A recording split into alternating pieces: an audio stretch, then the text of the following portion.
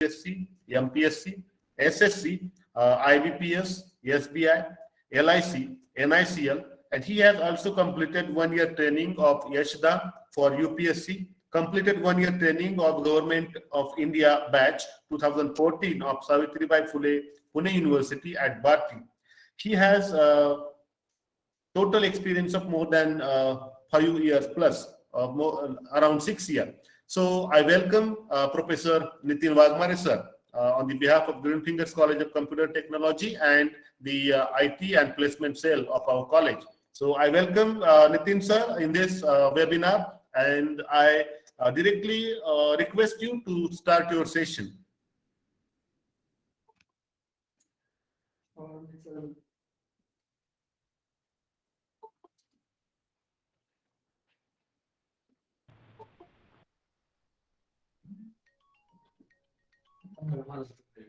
Hello, sir.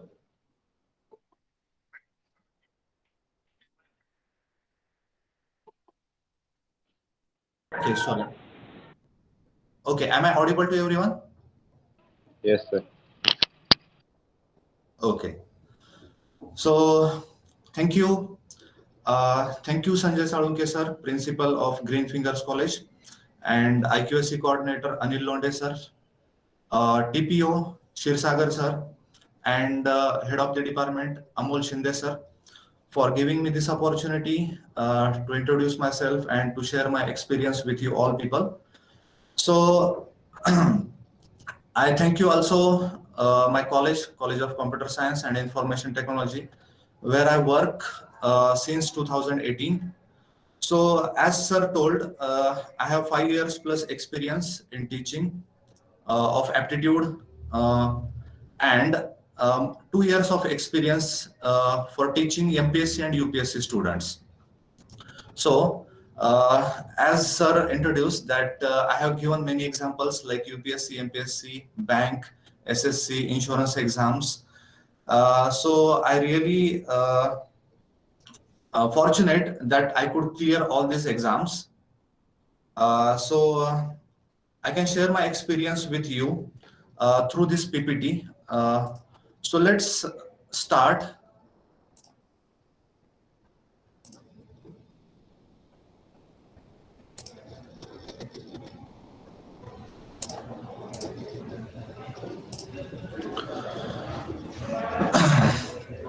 Okay, so Royal Education Society's College of Computer Science and Information Technology, the chairperson of this college and a very visionary person and motivation and always give guidance to us, Mr. Yamar Patil sir. I'm very thankful to him. So, and our principal, Dr. N.S. Zulpe sir, and our TPO, Kailas Jadhav sir, whose continuous efforts make college more and more wide in range of companies. So our college, every year we place around 100 students in multinational companies. So our total strength for third year is 850 students. They all are from BSc Computer Science, BCA, and BSc Software Engineering. So total count 850 आहे आमच्या फक्त third इयरचा. त्यामुळे 100+ students generally आमचे place होत असतात आणि या वर्षीचं आमचं एम आहे की 200+ स्टुडंट्स कंपनीमध्ये प्लेस झाले पाहिजेत. आणि आमचा मेन फोकस असतो की मल्टीनॅशनल कंपनीज मध्ये हे प्लेस झाले पाहिजेत, like Wipro, TCS, Capgemini, Infosys. And till date third इयरचे जे स्टुडंट्स आहेत या वर्षीचे अराउंड 90 स्टुडंट आमचे प्लेस झालेले आहेत. सो हे जे आमचे कंटिन्युअस प्रयत्न आहेत ट्रेनिंग अँड प्लेसमेंट सेलचे, त्यामुळे हे शक्य झालेलं आहे. सो एक 2 मिनिटाचं इंट्रोडक्शन आमच्या कॉलेज बद्दल देतो की आमचं कॉलेज जनरली काय करतं through out the year. So first year, second year, third year या तिन्ही वर्षामध्ये जेव्हा विद्यार्थी असतात तेव्हा अकॅडमिक सोबतच आम्ही बाकी विषयाचे ट्रेनिंग देतो, जसं की quantitative aptitude, logical reasoning, verbal ability और वी कॅन से इंग्लिश. त्यानंतर C++, जावा, पायथॉन ज्या लेटेस्ट टेक्नॉलॉजीज आहेत त्यांच्यावर आम्ही थ्रू आउट द इयर मुलांना गायडन्स देत असतो. ट्रेनिंग बॅचेस त्यांच्या फॉर्म करून त्यांना गायडन्स देत असतो. सो त्यामुळे हे पॉसिबल झालंय. आणि मी अमोल शिंदे सरांसोबत डिस्कस केलं की क्वांटिटेटिव्ह ॲप्टिट्यूड आणि लॉजिकल रिझनिंग हे तुमच्या सिलेबसमध्ये आहेत का अकॅडमिक्सचे? तर मला वाटतं की तुमच्या युनिव्हर्सिटीच्या सिलेबसमध्ये हे सब्जेक्ट जे आहेत तर ते सध्या नाही आहेत. आमच्याही युनिव्हर्सिटीमध्ये हे सब्जेक्ट नव्हते, बट आमच्या कॉलेजचे कंटिन्युअस एफर्ट्स आणि सतत पाठपुरावा करून आम्ही युनिव्हर्सिटीला हे पटवून दिलं की हे सिलेबस कसा इम्पॉर्टंट आहे, आणि तो सध्या आम्ही अकॅडमिक्स मध्ये इंट्रोड्यूस केलेला आहे. म्हणजे जसं तुमचं जावा आहे किंवा C++ आहे, HTML आहे, त्याच पद्धतीनं न्यूमरिकल ॲबिलिटीज या नावाचा एक सब्जेक्ट आहे आणि दुसऱ्या सेमिस्टरमध्ये लॉजिकल रिझनिंग हा सब्जेक्ट आहे. सो मी रिक्वेस्ट करतो प्रिन्सिपल सरांना की त्यांनी जर युनिव्हर्सिटीमध्ये असं काही प्रपोज ठेवलं तर हा कंपल्सरीली सब्जेक्ट होऊन जाईल. कंपल्सरी यासाठी की हा सब्जेक्ट इम्पॉर्टंट आहे. इम्पॉर्टंट कशासाठी? तर सध्या जर आपण जॉब मिळवण्याच्या दृष्टिकोनातून प्रयत्न केला, whether it is government job or private job, कोणताही जॉब तुम्हाला जर मिळवायचा असेल तर त्यामध्ये फर्स्ट असतं aptitude test. Okay, so aptitude test हे नेमकं काय असतं, त्याचा पॅटर्न कसा असतो, तर तेच आपण डिस्कस करणार आहोत. त्याचा सिलेबस काय आहे आणि इम्पॉर्टंट टॉपिक्स कोणते आहेत आणि त्याचं प्रिपरेशन कसं केलं पाहिजे, तर एटसेट्रा आपण Hello, my testing, 1, 2, 3, 1, 2, 3, 1. Okay, so let's start our today's topic for the webinar is aptitude and analytical skills.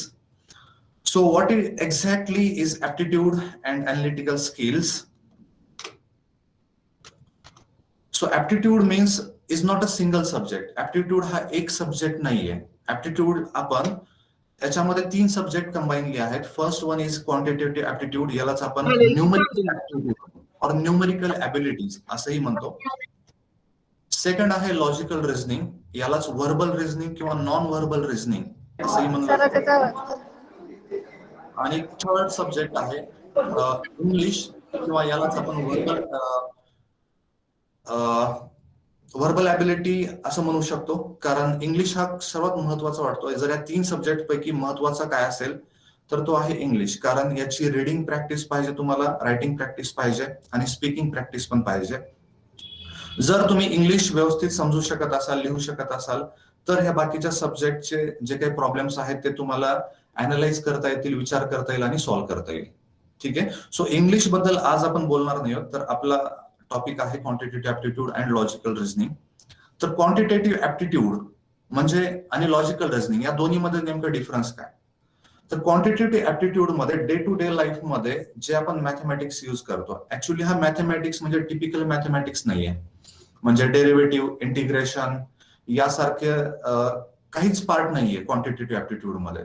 तर डे टू डे लाईफ मध्ये आपण जे काही मॅथमॅटिक्स यूज करतो तर त्यालाच क्वांटिटेटिव्ह ऍप्टिट्यूड असं म्हणलेलं आहे. फॉर एक्झाम्पल 26 जानेवारी आहे, तर इथे सेल वगैरे असतो, ऑनलाईन सध्या आपण शॉपिंग करतो फ्लिपकार्ट, अमेझॉन या साईटवर. तर इथे सेल चालू असताना डिस्काउंट दिला जातो आपल्याला, 10%, 20% हे डिस्काउंट दिले जातात. तर आता हे डिस्काउंट देणं म्हणजे काय? तर डिस्काउंट देणं म्हणजे सिम्पली प्राइस कमी करणं. तर 10% डिस्काउंट, आता हे तुम्ही कॅल्क्युलेट करू शकता की सपोज 1000 रुपीजचे शूज तुम्हाला परचेस करायचे, तर त्याचा 10% डिस्काउंट दिला म्हणजे किती रुपये कमी होतील? तर हे डे टू डे लाईफ मधलं आहे. 1000 चे 10% म्हणजे 100 रुपीज. सो 100 रुपीज मायनस होतील आणि ते शूज तुम्हाला 900 रुपीजला मिळतील. ओके, किंवा लातूर ते सोलापूर सपोज डिस्टन्स आहे 200 किलोमीटर्स, आणि हे 200 किलोमीटर डिस्टन्स मी बाईकवर ट्रॅव्हल करणार आहे आणि 50च्या स्पीडने जातोय मी, 50 किलोमीटर पर आवर ही माझी स्पीड आहे. तर मला सोलापूरला पोहोचायला किती वेळ लागेल? तर प्रत्येक तासाला 50 किलोमीटर ट्रॅव्हल करेन, तर 4 तासामध्ये मी सोलापूरला पोहोचेल. तर हे डे टू डे लाईफ मधलं जे जनरल मॅथमॅटिक्स आहे तर यालाच म्हणतो आपण ऍप्टिट्यूड. ठीक आहे, याच्यामध्ये कॅल्क्युलेशनचा पार्ट असतो, याच्यामध्ये तुम्हाला कॅल्क्युलेशन करावं लागतं. आणि एक दुसरी महत्वाची गोष्ट म्हणजे ज्याच्यामध्ये आपण कॅल्क्युलेटर यूज करू शकत नाही. ठीक आहे, तुम्ही इथून पुढे जिथेही कुठे ऍप्टिट्यूड असेल, मग कंपनीच्या प्लेसमेंट असतील किंवा अदर एक्झाम्स असतील, तर त्याच्यामध्ये आपल्याला कॅल्क्युलेटर यूज करायचा नाहीये. तो कॅल्क्युलेटर बघणारच आहोत. त्यानंतर सेकंड आहे logical reasoning. Okay, logical reasoning म्हणजे याच्यामध्ये कॅल्क्युलेशन नसतात, 10% कॅल्क्युलेशन असतात, but most of the things काय असतं की तुम्हाला अनालिसिस करावं लागतं, विचार करावा लागतो, लॉजिक युज करावं लागतं. की सपोज तुम्ही नॉर्थ डायरेक्शनला फेस करताय, त्यानंतर तुम्ही 90 डिग्रीज मध्ये टर्न केलं तर डायरेक्शन कोणती असेल, एक्सेट्रा, क्लॉकवाईज, अँटी क्लॉकवाईज, किंवा रिलेशन असतात, ब्लड रिलेशन वगैरे. तर त्या टाइपचे एक्झाम्पल आहेत लॉजिकल रिझनिंग मध्ये येतात, किंवा सिटिंग अरेंजमेंट यासारखे. त्याच्यामध्ये कॅल्क्युलेशनचा पार्ट खूप कमी असतो लॉजिकल रिझनिंग मध्ये. त्यामुळे मुलांना असं वाटतं की हा पार्ट सोपा आहे. कम्पॅरेटिव्हली लॉजिकल रिझनिंग इझी आहे या तिन्ही सब्जेक्टमध्ये, आणि स्कोअर करण्याचा जास्तीत जास्त चान्स इथे आहे. ठीक आहे, कुठे स्कोअर करायचंय ते आपण डिस्कस करू पुढे. So next, where do we need aptitude. तर ऍप्टिट्यूडचा यूज काय आहे, कुठे आहे.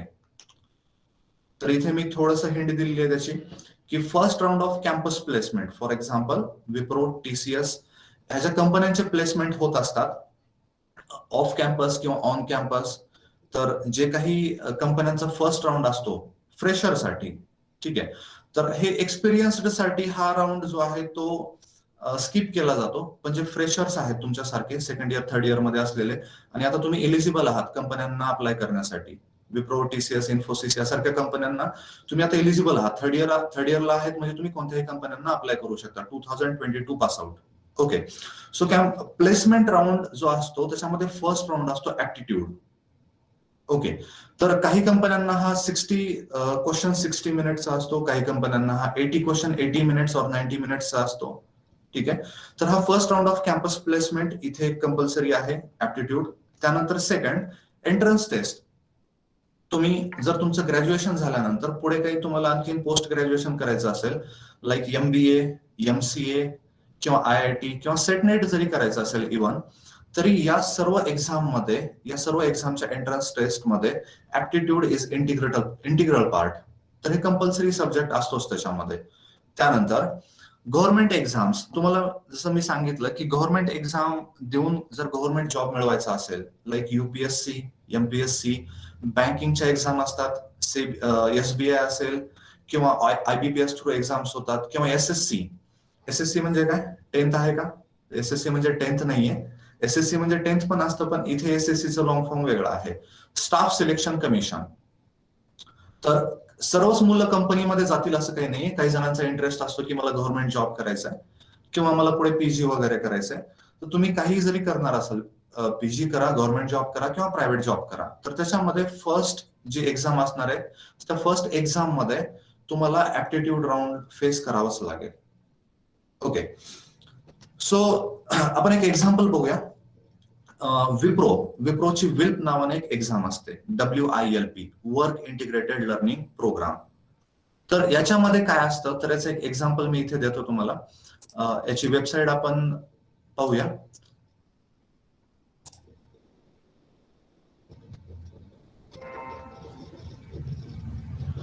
तर हे विल्प 2022 म्हणजे तुमच्यासाठी आहे, थर्ड इयर पास आउट जे स्टुडंट आहेत तर हे त्यांच्यासाठी असणार आहे. तर याच्यामध्ये वर्क इंटिग्रेटेड लर्निंग प्रोग्राम मध्ये एलिजिबिलिटी क्रायटेरिया दिलेला आहे 10वी पास, 12वी पास, म्हणजे तुम्ही सर्वजण एलिजिबल आहात, आणि ग्रॅज्युएशनला 60% और 6 CGPA असलं पाहिजे. मला नाही वाटत की कोणी एलिजिबल असणार नाही, सर्वजण एलिजिबल असतील याला. ठीक आहे, इयर ऑफ पासिंग 20, 21, 22. तर या 3 वर्षाचे जे स्टुडंट आहेत याला एलिजिबल आहेत, म्हणजे सेकंड इयर आणि थर्ड इयर असलेले आणि थर्ड इयर ज्यांचं झालेलं आहे रिसेंटली, असे पण विद्यार्थी याला एलिजिबल आहेत. हे नंतर तुम्ही चेक करू शकता विप्रोच्या साईटवर जाऊन किंवा careers.wipro वर जाऊन. तर याची सिलेक्शन प्रोसेस काय आहे, मला हे सांगायचं तुम्हाला की याची सिलेक्शन प्रोसेस कशी असते कोणत्याही कंपनीची, म्हणजे हा सब्जेक्ट आपल्याला का शिकायचा आहे. तर त्याचं रिझन काय, ऑनलाईन असेसमेंट असते 80 मिनिट्सची. Okay, first round online assessment किंवा ऑनलाईन टेस्ट. तर याच्यामध्ये फर्स्ट काय दिलंय की aptitude test. Okay, so aptitude test याच्यामध्ये काय काय आहे ते एकदा रीड करू आपण. Verbal, analytical and quantitative. Verbal म्हणजेच काय, तर व्हर्बल ॲबिलिटी म्हणजे इंग्लिश. त्यानंतर अनालिटिकल म्हणजेच लॉजिकल रिझनिंग, आणि त्यानंतरचा पार्ट आहे क्वांटिटेटिव्ह ऍप्टिट्यूड. ठीक आहे, तर हे 60 क्वेश्चन आणि 60 मार्क्स असतात. 60 क्वेश्चन, 60 मार्क्स आणि 60 मिनिट्स. पण इथे वर 80 मिनिट दिलंय. ठीक आहे. आणि इथे ब्रॅकेटमध्ये आणखीन काय दिलं की each section has 20 minutes and 20 question. तर सेक्शन वाईज तुम्हाला टायमिंग दिलेला आहे 20 क्वेश्चन 20 मिनिट. म्हणजे तुम्हाला फर्स्ट सेक्शन जर तुमचा इंग्लिश असेल तर इंग्लिशचे 20 क्वेश्चन तुम्हाला 20 मिनिटामध्ये सॉल्व्ह करायचे. त्यानंतर अनालिटिकल रिझनिंग म्हणजेच लॉजिकल रिझनिंगचे 20 क्वेश्चन 20 मिनिटामध्ये, आणि क्वांटिटेटिव्हचं पण सेमच असणार आहे. पण हे 80 मिनिट्स का दिले तिथे? टोटल तर 60 मिनिट्स होतात. तर त्याचं रिझन असं आहे की हे राऊंड जर तुम्ही क्लिअर केला, हा राऊंड क्लिअर केल्यानंतर पुढला जो राऊंड असतो तो असतो एसे रायटिंग राऊंड. एसे रायटिंग मध्ये तुम्हाला एक एसे टाईप करायचा असतो. ठीक आहे. त्याची वर्ड लिमिट असते 148 to 180 वर्ड्स, आणि तो तुम्हाला 20 मिनिटामध्ये टाईप करायचा असतो. तर तो तुम्ही कधी इलिजिबल असणार आहात एसे राऊंड साठी जर तुम्ही फर्स्ट राऊंड क्रॅक केला तरच. मग आता हे एवढं डिफिकल्ट आहे का? म्हणजे 20 क्वेश्चन्स 20 मिनिट मध्ये सॉल्व्ह करायचे, म्हणजे एका मिनिटामध्ये एक क्वेश्चन सॉल्व्ह करायचंय तुम्हाला. तर तुमची स्पीड काय असली पाहिजे, आणि विदाउट कॅल्क्युलेटर. तर हे घाबरण्यासारखं काहीच नाही याच्यामध्ये. हे कसं तुम्हाला सॉल्व्ह करता येईल किंवा कमीत कमी वेळामध्ये हे पास कसं होता येईल हे मी तुम्हाला सांगणार आहे. तर आता याच्यामध्ये पासिंग क्रायटेरिया काही असतो का? तर डेफिनेटली पासिंग क्रायटेरिया असतो. 20 क्वेश्चन्स दिले असतील तर 40% पासिंग आहे असं समजा.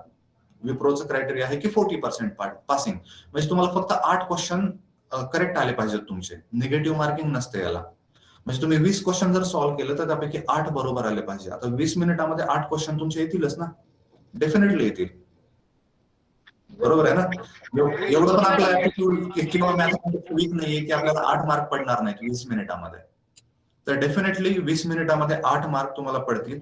पण आता हे 8 मार्क जर तुम्हाला मिळवायचे असतील तर कोणत्या चॅप्टरवर तुम्ही भर दिला पाहिजे? कारण चॅप्टर आपण पुढे डिस्कस करणार आहोत. खूप सारे चॅप्टर्स आहेत. So let's move towards syllabus. Okay. Syllabus of QA, यालाच आपण क्यूए क्वांटिटेटिव्ह ऍप्टिट्यूड शॉर्ट मध्ये क्यूए असं म्हणतो.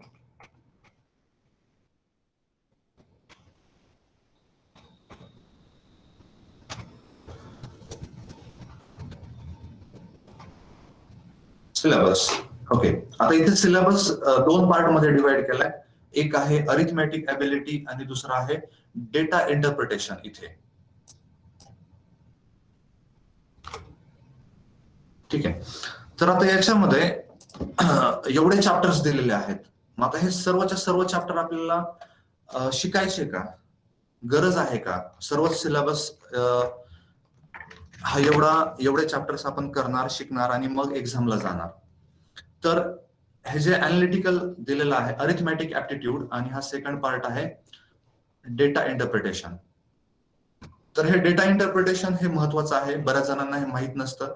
ऍक्च्युली खूप सोपं आहे, ते पुढे एक्सप्लेन करेन मी. तर याच्यामध्ये काही चॅप्टर्स मी हायलाइट केलेले आहेत, जसं की ऍव्हरेज, नंबर्स, फ्रॅक्शन्स. तर मला जे इम्पॉर्टंट चॅप्टर्स वाटतात त्यापैकी मी काही हायलाइट केलेत. कारण काय की हे 27 चॅप्टर्स आणि हे 4 म्हणजे 31 चॅप्टर्स. हे 31 प्लस आणखीन काही चॅप्टर्स असतात जसे की लॉगॅरिथम्स एटसेट्रा. तर ते सगळे करण्याची गरज आहे का? तर ते सर्व बाकीचे जेवढे दिलेले चॅप्टर्स आहेत तेवढे करण्याची गरज नसते, लक्षात ठेवा. ठीक आहे. हा एवढा मोठा सिलेबस आहे, पण हा सगळ्याच्या सगळाच तुम्हाला करायचा नाहीये. त्यातले काही की चॅप्टर्स असतात जे की तुम्ही कोणत्याही एक्झामला गेलात. काही जण मला वाटतं एमपीएससीचं प्रिपरेशन करण्याची इच्छा असेल काही जणांना, म्हणजे PSI STI यासारख्या एक्झामला, किंवा काही जण प्लेसमेंटला जातील, किंवा काही जण MCA वगैरे करतील. तर तुम्ही कोणत्याही एक्झामला जर फेस करणार असाल तर त्यापैकी महत्वाचे चॅप्टर्स कोणते ते तुम्हाला आयडेंटिफाय करता आले पाहिजेत, जे की मी इथे हायलाइट केलेले आहेत. ओके. तर याच्यामध्ये काय? Numbers, HCF and LCM of numbers, fractions, simplification, square root, cube root, average, ratio proportion, partnership, problems on ages, surds and indices. हे सर्वच्या सर्व आता मी रीड करणार नाहीये कारण हे 31 चॅप्टर्स आहेत. तर यामधलं इम्पॉर्टंट काय आहे, इम्पॉर्टंट पार्ट काय आहे, फक्त तो आपण डिस्कस करू. ओके. जेणेकरून तुम्हाला या 1 डे सेमिनारचा फायदा होईल. त्यानंतर सिलेबस ऑफ लॉजिकल रिझनिंग. आता लॉजिकल रिझनिंगचा सिलेबस काय आहे, आणि इथे मी एक इमेज दिले. ही इमेज काय डिनोट करते? तर लॉजिकल रिझनिंग मध्ये 2 पार्ट असतात. एक आहे व्हर्बल रिझनिंग आणि दुसरा आहे non verbal reasoning. Verbal reasoning आणि नॉन व्हर्बल रिझनिंग मध्ये फरक काय आहे? तर व्हर्बल रिझनिंग मध्ये तुम्हाला सेंटेन्स मध्ये क्वेश्चन दिलेला असेल. For example, a person is facing towards east, when he go to 5 kilometer distance, then he turn towards right. तर आता हे जे दिलेलं आहे किंवा हा जो डायरेक्शन सेन्स टेस्ट आहे क्वेश्चन, यामधले सिलेबस आपण बघूया. ओके, फर्स्ट आहे सिरीज कम्प्लिशन. तर आता हे सिरीज कम्प्लिशन मध्ये कोणत्या प्रकारचे क्वेश्चन असतात? तर सिरीज कम्प्लिशन मध्ये नंबर रिलेटेड काही क्वेश्चन असू शकतात किंवा काही अल्फाबेट रिलेटेड क्वेश्चन असू शकतात. नंबर रिलेटेड म्हणजे सपोज 1, 4, 9, 16 अशी एक सिरीज दिली आणि पुढला क्वेश्चन विचारलाय की पुढला नंबर कोणता असेल, व्हॉट इज द नेक्स्ट और missing number in the given series. So 1, 4, 9, 16 हे काय आहेत? तर हे स्क्वेअर्स आहेत. ओके, सो स्क्वेअरची सिरीज आहे. 1 स्क्वेअर, 2 स्क्वेअर, 3 स्क्वेअर, 4 स्क्वेअर. तर पुढे तुम्हाला माहिती आहे की 5 चा स्क्वेअर म्हणजे आन्सर असणार आहे 25. या टाइपचे क्वेश्चन असू शकतात किंवा अल्फाबेटचे क्वेश्चन असू शकतात. फॉर एक्झाम्पल ACEG आणि पुढला. तर याच्यामध्ये जो काही पॅटर्न दिलेला आहे तो तुम्हाला आयडेंटिफाय करून पुढला आन्सर फाइंड आउट करायचं असतं.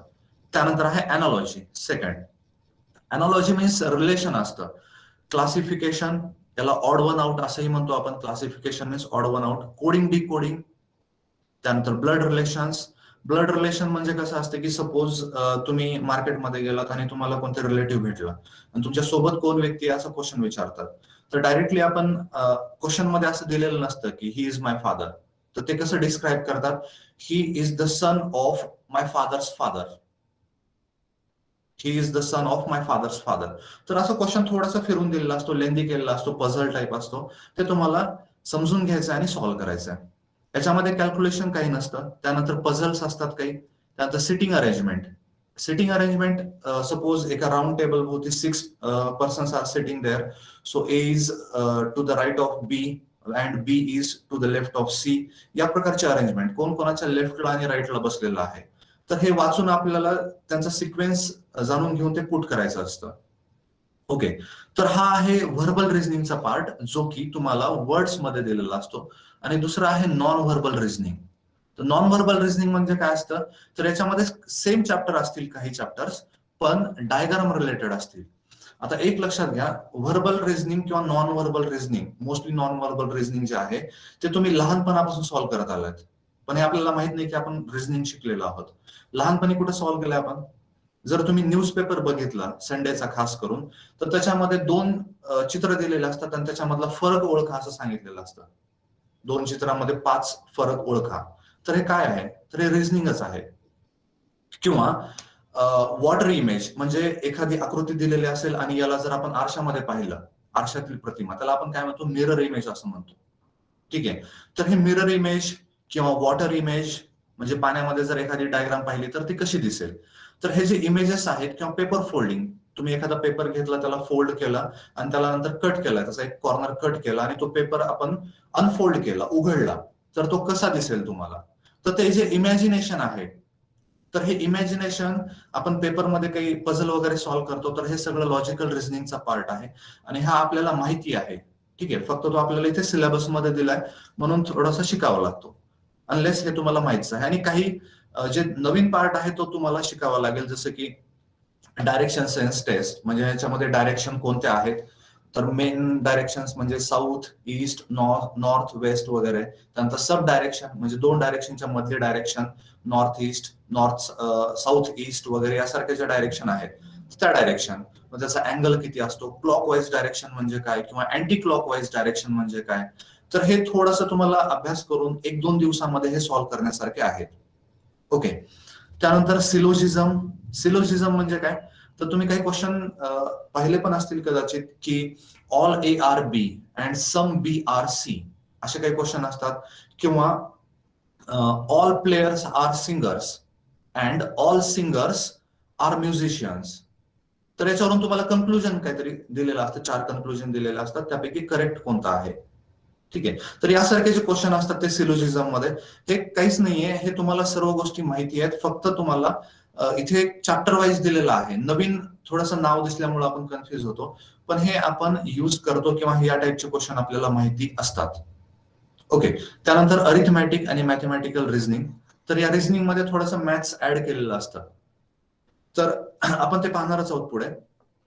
त्यानंतर नेक्स्ट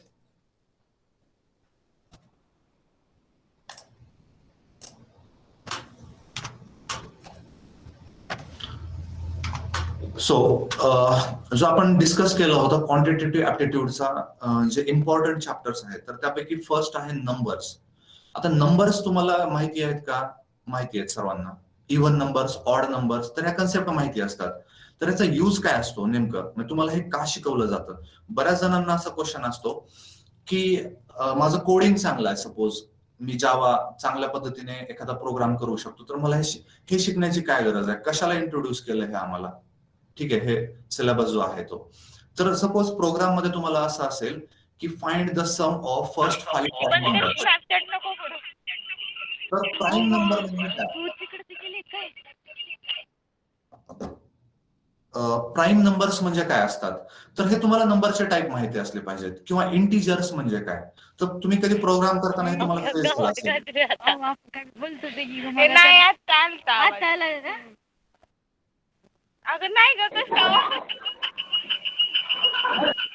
ओके, काही जणांचा माईक अनम्यूट आहे, तो कृपया म्यूट करा. Please mute your self so I can concentrate. Okay, so numbers मध्ये काय असतं generally? So types of number म्हणजे इव्हन नंबर्स असतील, ऑड नंबर असतील, नॅचरल नंबर असतील किंवा होल नंबर्स. आता हे कशासाठी गरजेचं असतं? तर डायरेक्टली तुम्हाला हे प्रोग्रामिंग मध्ये नंबर्स माहिती असतात, किंवा तुम्हाला नॅचरल नंबर म्हणजे काय हे जर माहित असेल तर तुम्ही प्रॉब्लेम सॉल्व्ह करू शकाल. किंवा होल नंबर्स म्हणजे काय असतात, किंवा प्राईम नंबर्स म्हणजे काय असतात, तर हे तुम्हाला एक बेसिक आयडिया असली पाहिजे, जे की तुम्हाला एकदा डेफिनेशन वाचली तर माहित होऊन जातं. प्राईम नंबर म्हणजे काय? यांना आपण मराठीमध्ये मूळ संख्या असं म्हणतो. Okay, prime numbers are the numbers which are not divisible by any other number. यांना कोणत्याच नंबरने डिवाइड करता येत नाही, यांना आपण प्राईम नंबर्स असं म्हणतो. ओके, त्यानंतर डिव्हिजिबिलिटी टेस्ट. हे डिव्हिजिबिलिटी टेस्ट इम्पॉर्टंट आहे. इम्पॉर्टंट का आहे? जसं एखादं एक्झाम्पल घेतो मी इथे. सपोज 9 2 7 3 6 5 4 हा नंबर आहे. 92,73,654. आणि या नंबरला क्वेश्चन तुम्हाला असा आहे की find the whether the given number is divisible by 9 or not. या नंबरला 9 ने डिव्हाइड करता येतं का? आता मला सांगा, हा क्वेश्चन तुम्हाला किती वेळामध्ये सॉल्व्ह करता येईल? या नंबरला 9 ने डिव्हाइड करायचं तुम्हाला. ठीक आहे, तर आपलं टार्गेट काय होतं? एका मिनिटामध्ये एक क्वेश्चन सॉल्व्ह करणं. ओके, मग आता एका मिनिटामध्ये हे सॉल्व्ह करायचं असेल तर हे एका मिनिटामध्ये होईल, पण मी म्हणतो की याला तुम्ही 10 सेकंद दिले तरी सफिशियंट आहेत. 10 सेकंदामध्ये याचं आन्सर तुम्हाला फाइंड आउट करता आलं पाहिजे. 10 सेकंदामध्ये कसं फाइंड आउट करणार आहेत की याला 9 ने डिव्हाइड करता येतं का नाही? तर तुम्हाला माहिती असतील तर तुम्ही सॉल्व्ह करू शकता. आता 9 ची डिव्हिजिबिलिटी टेस्ट काय असते? If the sum of all digits is divisible by 9. If the sum of all digits is divisible by 9, then the given number is also divisible by 9. म्हणजे या नंबर मध्ये जे डिजिट आहेत सेपरेटली, यांच्या ऍडिशनला जर 9 ने डिव्हाइड करता आलं तर या नंबरला 9 ने डिव्हाइड करता येतं. आता यांचे ऍडिशन हे 9 + 7 + 2 9, 3 + 6 9, 5 + 4 9. सो 9 + 9 + 9 + 9 ऍडिशन किती आले? 9 × 4 36. 36 ला 9 ने डिव्हाइड करता येतं का? यस, डेफिनेटली डिव्हाइड करता येतं. म्हणजेच याचा अर्थ काय? या नंबरला 9 ने डिव्हाइड करता येतं. आता मला सांगा, हे ऍडिशन करायला तुम्हाला जेवढा वेळ लागणार आहे तेवढाच वेळ तुम्हाला आन्सर सांगायला लागणार आहे. मग काही जण 5 सेकंदामध्ये सॉल्व्ह करतील, म्हणजे असं कंपल्सरी नाही की 2 मिनिटात लागेल. कमी वेळामध्ये हा प्रॉब्लेम तुम्ही सॉल्व्ह करू शकता. ओके, सो डिव्हिजिबिलिटी टेस्ट या ज्या आहेत या नंबरचं तुम्हाला माहिती असल्या पाहिजे. ओके, इथे जसं मी 9 ची डिव्हिजिबिलिटी टेस्ट सांगितली, तसेच 3 ची डिव्हिजिबिलिटी टेस्ट आहे सिमिलरली. आता आणखीन एक जर नंबर मी दिला तुम्हाला आणि सांगितलं की या नंबरला 5 ने डिव्हाइड करता येतं की नाही, हे जर तुम्हाला सांगा म्हणलं डायरेक्टली, या नंबरला 5 ने डिव्हाइड करता येतं का, तर याला तुम्ही ऍक्च्युअली 5 ने डिव्हाइड करून बघणार आहेत का? नाही. No sir. ओके, तर याची डिव्हिजिबिलिटी टेस्ट काय माहिती आहे का कोणाला? 5 ची divisibility test. Yes sir. Yes sir.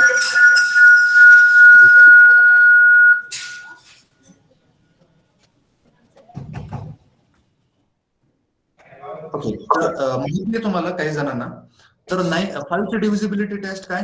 If the last digit or unit digit, शेवटचा जो नंबर आहे, if it is 5 or 0, then we can divide it by 5. जर शेवटच्या नंबरला 0 आणि 5 ह्या दोन नंबर पैकी कोणताही नंबर असेल तरच आपण त्या नंबरला 5 ने डिवाइड करू शकतो, otherwise it is not possible. म्हणजे हा नंबर फक्त 4 पर्यंतच असता, लक्षात घ्या, 0 नसतं तर या नंबरला आपण 5 ने डिवाइड करू शकत नाही. आता इथे डिवाइड करणं याचा अर्थ काय, कम्प्लिटली डिवाइड करणं, म्हणजे फ्रॅक्शन मध्ये आन्सर नकोय आपल्याला, कम्प्लिटली डिव्हिजिबल. तर हे डिव्हिजिबिलिटी टेस्ट त्यासाठी इम्पॉर्टंट आहे. हेही जर तुम्ही पाहिलं तर खूप कमी वेळामध्ये होईल. मी तुम्हाला असे चॅप्टर सांगतोय जे की इम्पॉर्टंट आहेत आणि जे कमी वेळामध्ये होतील. त्यानंतर arithmetic progression and geometric progression. आता अरिथमॅटिक प्रोग्रेशन आणि जिओमॅट्रिक प्रोग्रेशन काय असतं, तर या सिरीज असतात. म्हणजेच 2, 5, 8, 11, 14 या टाइपच्या ज्या सिरीज आहेत याला आपण अरिथमॅटिक सिरीज असं म्हणतो. म्हणजे यांच्यामध्ये काय असतं की एक डिफरन्स जो आहे तो डिफरन्स कॉन्स्टंट असतो. 2 + 3 5, 5 + 3 8, 8 + 3 11, 11 + 3 14. तर पुढला नंबर तुम्ही असं सांगू शकता 14 + 3 17. तर हे म्हणजेच अरिथमॅटिक. आणि जिओमेट्रिक म्हणजे काय असतं, तर जिओमेट्रिक म्हणजे मल्टिप्लिकेशनची सिरीज असणार. Okay, like 2, 4, 8, 16, 32, 64 and so on. म्हणजे या नंबरमध्ये डिफरन्स कॉन्स्टंट नसतो तर मल्टिप्लिकेशन करून मिळवलेली सिरीज असते. 2 × 2 4, 4 × 2 8, × 2 16, × 2 32. तर या टाइपच्या ज्या सिरीज आहेत त्याला जिओमेट्रिक सिरीज म्हणतात. मग त्याच्यामध्ये समजण्यासारखं काय आहे, तर याच्यावर क्वेश्चन कसा असतो की find the sum of these terms. हे जे नंबर्स आहेत त्याला आपण टर्म म्हणतो. तर या टर्मचे ऍडिशन किती येणार आहे, किंवा या सिरीज मधला 50th नंबर काय, 50वा नंबर काय असेल. तर हे तुम्हाला जर फाइंड आउट करायचं असेल तर त्याचे तुम्हाला फॉर्म्युला माहित पाहिजे. TN = A + N - 1D यासारखे जे फॉर्म्युले आहेत ते तुम्हाला जर माहिती असतील तर तुम्ही यातली 50th टर्म फाइंड आउट करू शकता. ओके, आणि जर तुम्हाला सपोज फॉर्म्युला पार्ट नसेल तर तुम्हाला हे +3 +3 +3 करत जावं लागेल. हे पॉसिबल आहे का, शक्यच नाही हे प्लस प्लस प्लस करत आन्सर मिळवणं. ओके, तर जर तुम्हाला फॉर्म्युला माहित असेल तर हार्डली तुम्ही 30 सेकंदामध्ये याचा आन्सर मिळवू शकता. ओके, तसंच जिओमेट्रिक बाबतीत पण आहे. ओके, आता हा जो पुढला स्लाइड आहे याच्यामध्ये एक चॅप्टर आहे त्याला मी स्टार्स केलंय. हा माझ्या दृष्टिकोनातून सर्वात महत्वाचा चॅप्टर आहे. कुठलाही स्टुडंट जर आला सुरुवातीला आणि जर सर महत्वाचे चॅप्टर सांगा असं मला विचारलं तर मी सांगतो की सर्वात महत्वाचा चॅप्टर जो आहे तो हा पुढला आहे. तो कोणता चॅप्टर आहे, तो आहे फ्रॅक्शन्स. ओके, फ्रॅक्शन म्हणजे काय, तर फ्रॅक्शन हे दोन टाइपचे फ्रॅक्शन असतात. So first one is decimal fraction and second one is simple fraction. Okay, so decimal fractions are the numbers which have the numbers like 0.2, 0.05 जे पॉइंटच्या फॉर्मॅट मध्ये आहेत. And another one, simple fractions, or we say them also vulgar fractions, the numbers which are in the form of A/B, 1/2, 4/5, 7/8 यासारखे जे fractions आहेत तर यांना आपण काय म्हणतो, सिंपल फ्रॅक्शन्स म्हणतो. तर हे एवढं इम्पॉर्टंट काय याच्यामध्ये, काय इम्पॉर्टंट दिलं मी, तर त्याचं रिझन असं आहे की इथून पुढले जे काही चॅप्टर्स आहेत तर ते कम्प्लिटली फ्रॅक्शन वरच बेस्ड आहेत. म्हणजे तुम्हाला जर फ्रॅक्शन्स येत असतील तरच पुढले चॅप्टर्स येतील. तर ज्यांना मॅथमॅटिक्स किंवा QA सॉल्व्ह करायचंय, मार्क्स मिळवायचे चांगले, तर त्यांनी लक्षात घ्या की तुम्ही सुरुवात करा फ्रॅक्शन पासून. ओके, ज्या मुलांना फ्रॅक्शन व्यवस्थित येतं त्यांना पुढले चॅप्टर खूप इझिली येतात. आता फ्रॅक्शन मध्ये करायचंय काय नेमकं, कशा टाइपचे प्रॉब्लेम असू शकतात. तर फॉर एक्झाम्पल तुम्हाला हा नंबर दिलाय 1/2 आणि 5/4 यांच्यापैकी ग्रेटर नंबर कोणता आहे असं विचारलंय. ओके, तर which one is the greater number among this two numbers, 1/2 की 4/5 या दोन्हीपैकी मोठा नंबर कोणता आहे तो कसं डिसाइड करणार आपण.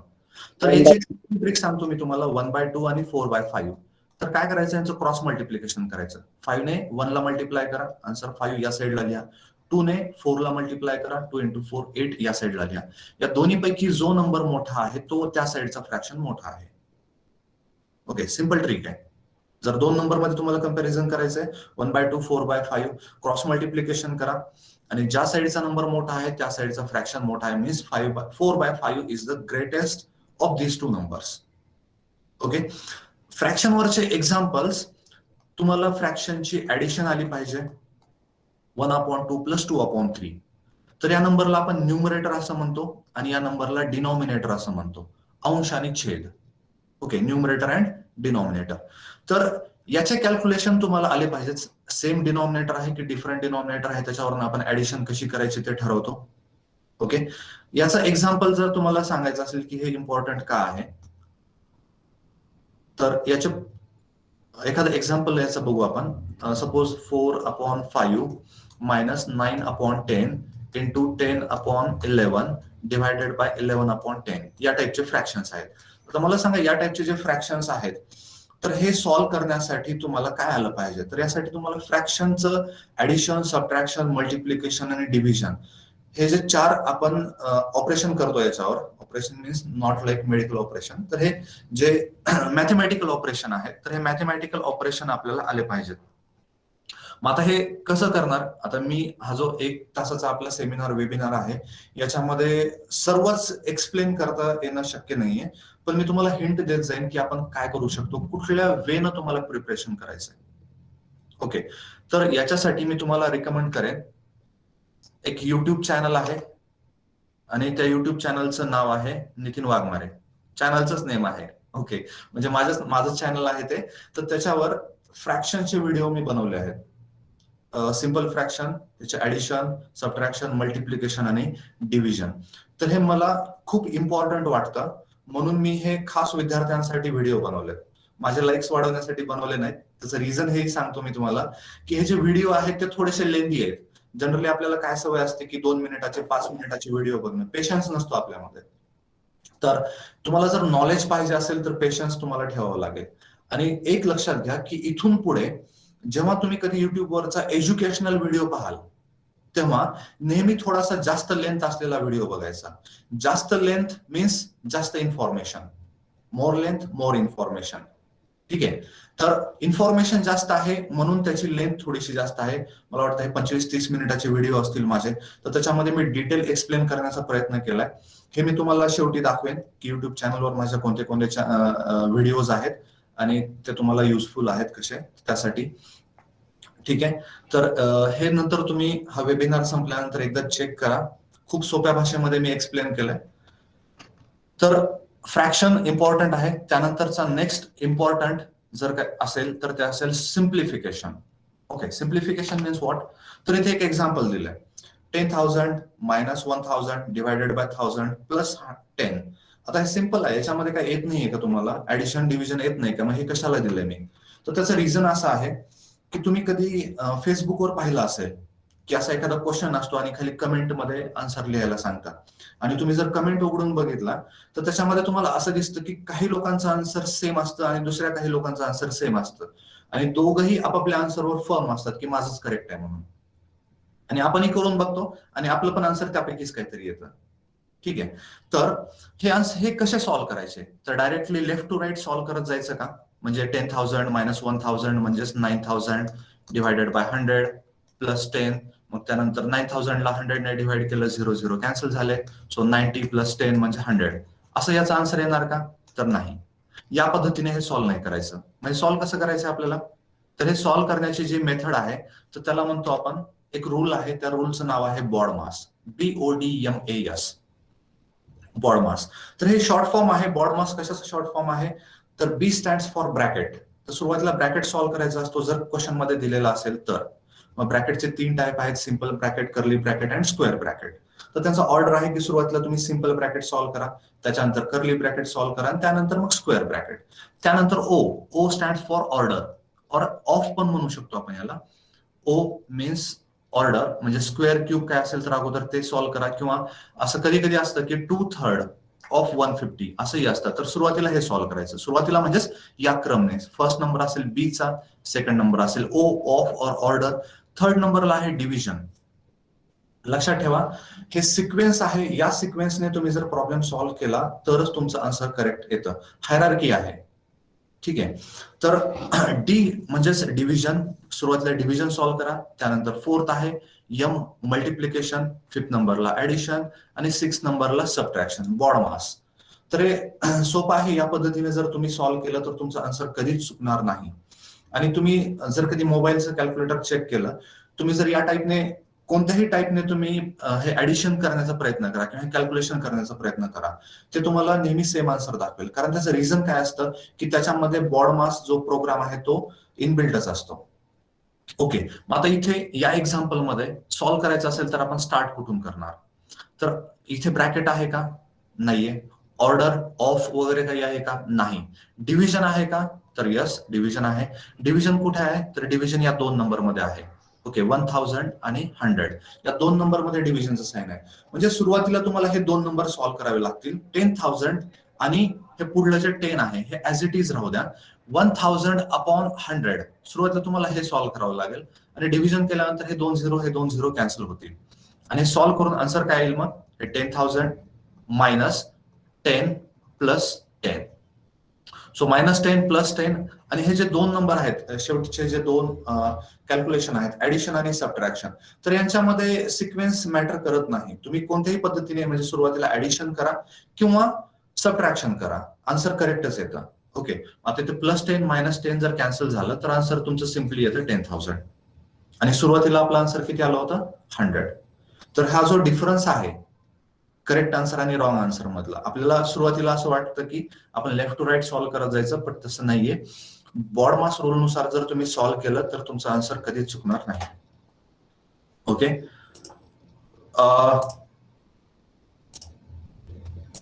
Next slide, squares and cubes.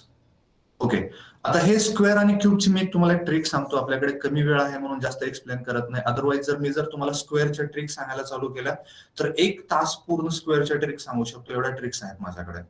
ठीक आहे, तर त्यातल्या मोजक्या ज्या तुम्हाला नेहमी युज करता येतील अशा काही ट्रिक सांगतो. तर स्क्वेअरची ट्रिक युनिट डिजिट 5 असेल तर फर्स्ट ट्रिक आहे युनिट डिजिट 5 असेल. ओके, 5 लाईक 25 म्हणजे last number, unit digit means last number 25 किंवा 35 किंवा 55 यासारखे जे नंबर आहेत तर यांचा स्क्वेअर आपण कसं करणार?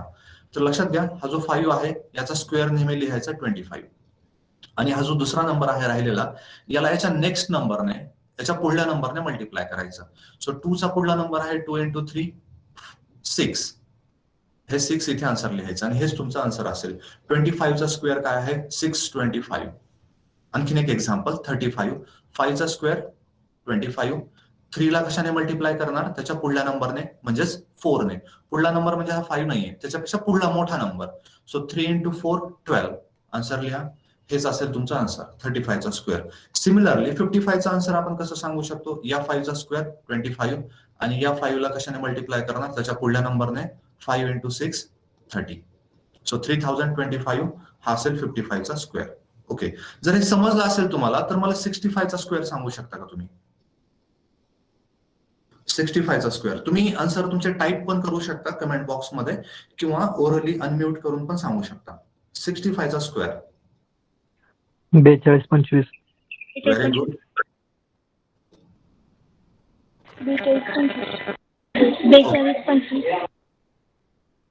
4225. आता हे लेफ्ट टू राईट आपल्याला आन्सर सांगायचं तर काय करणार? 6 ला त्याच्या पुढल्या नंबरने मल्टिप्लाय करा. 6 × 7 42. 6 चा पुढला नंबर आहे 7, मल्टिप्लाय करा 42 आणि पुढे 25 फिक्सच असतं. ओके, ठीक आहे. तर असं तुम्हाला कोणत्याही नंबरचा पण ज्याच्या शेवटी 5 आहे, ज्याचा युनिट डिजिट 5 आहे अशा नंबरचा तुम्हाला स्क्वेअर तोंडी सॉल्व्ह करता येईल. आणखीन एक लास्ट एक्झाम्पल 85 चा स्क्वेअर 8 × पुढला number 9 72 25. 72 25. Okay, very good, correct आहे. मनोज, त्यानंतर Komal, okay, Vaishnavi, okay, very good. सर्वांचे आन्सर राहुल करेक्ट आहे. सो 8 ला त्याच्या पुढल्या नंबरने मल्टिप्लाय करा. 8 × 9 72 आणि 5 चा स्क्वेअर 25. तर हे 5 रिलेटेड ट्रिक आहे. आणखीन एक ट्रिक आहे जी सर्व नंबरला ऍप्लिकेबल आहे, म्हणजे फक्त 5 असेल असं काही नाहीये, तर कोणत्याही नंबरला अप्लाय करता येईल अशी ट्रिक आहे. काय करू आपण की आत्ताचाच नंबर एक घेऊया, 45 घेऊ, सॉरी.